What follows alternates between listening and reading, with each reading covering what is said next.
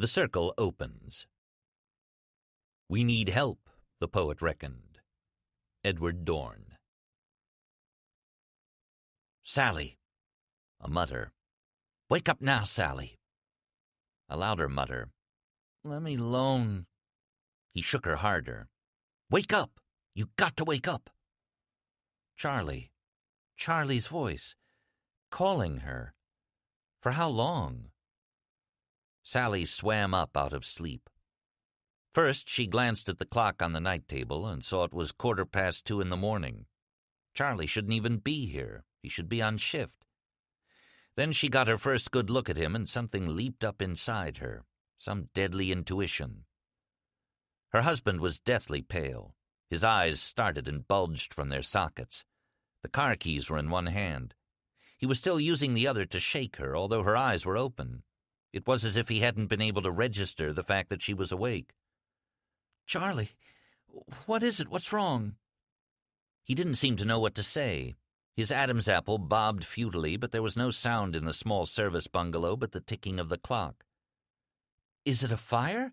She asked stupidly. It was the only thing she could think of which might have put him in such a state. She knew his parents had perished in a house fire. In a way, he said. In a way, it's worse. You got to get dressed, honey. Get baby Levon. We got to get out of here. Why? She asked, getting out of bed. Dark fear had seized her. Nothing seemed right. This was like a dream. Where? You mean the backyard? But she knew it wasn't the backyard. She had never seen Charlie look afraid like this. She drew a deep breath and could smell no smoke or burning. Sally, honey, don't ask questions. We have to get away, far away. You just go get baby Levon and get her dressed. But should I? Is there time to pack? This seemed to stop him, to derail him somehow. She thought she was as afraid as she could be, but apparently she wasn't. She recognized that what she had taken for fright on his part was closer to raw panic. He ran a distracted hand through his hair and replied, I don't know.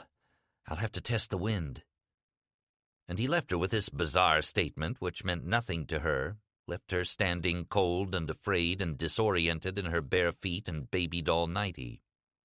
It was as if he had gone mad. What did testing the wind have to do with whether or not she had time to pack? And where was far away?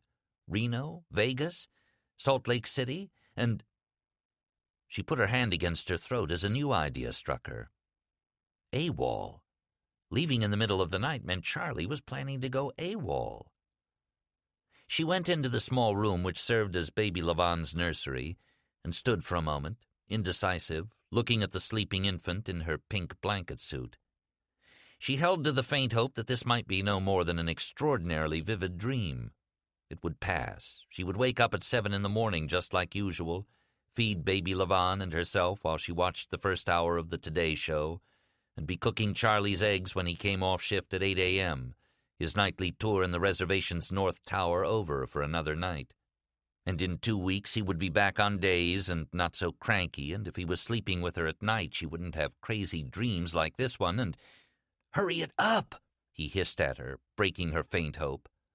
We got just time to throw a few things together. But for Christ's sake, woman, if you love her... He pointed at the crib. You get her dressed. He coughed nervously into his hand and began to yank things out of their bureau drawers and pile them helter-skelter into a couple of old suitcases. She woke up baby Levon, soothing the little one as best she could. The 3-year-old was cranky and bewildered at being awakened in the middle of the night, and she began to cry as Sally got her into underpants, a blouse, and a romper.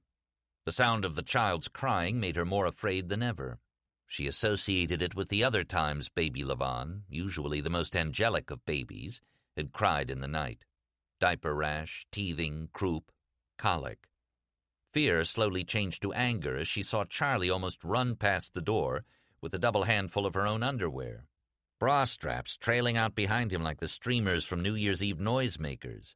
He flung them into one of the suitcases and slammed it shut. The hem of her best slip hung out, and she just bet it was torn. "What is it?" she cried, and the distraught tone of her voice caused baby Levon to burst into fresh tears just as she was winding down to sniffles. "Have you gone crazy? They'll send soldiers after us, Charlie, soldiers!" "Not tonight they won't," he said, and there was something so sure in his voice that it was horrible. "Point is, sugar babe, if we don't get our asses in gear, we ain't never going to make it off in the base. I don't even know how in hell I got out of the tower. Malfunctioned somewhere, I guess. Why not? Everything else sure God malfunctioned." And he uttered a high, loon-like laugh that frightened her more than anything else had done. "The baby dressed? Good. Put some of her clothes in that other suitcase. Use the blue tote bag in the closet for the rest. Then we're going to get the hell out. I think we're all right. Wind's blowing east to west. Thank God for that." He coughed into his hand again. "Daddy," Baby Levon demanded, holding her arms up. "Want Daddy. Sure. Horsey ride, Daddy. Horsey ride, sure." "Not now," Charlie said, and disappeared into the kitchen. A moment later, Sally heard the rattle of crockery. He was getting her pin money out of the blue soup dish on the top shelf. Some $30 or $40 she had put away. $1, sometimes 50 cents at a time. Her house money. It was real then. Whatever it was really real.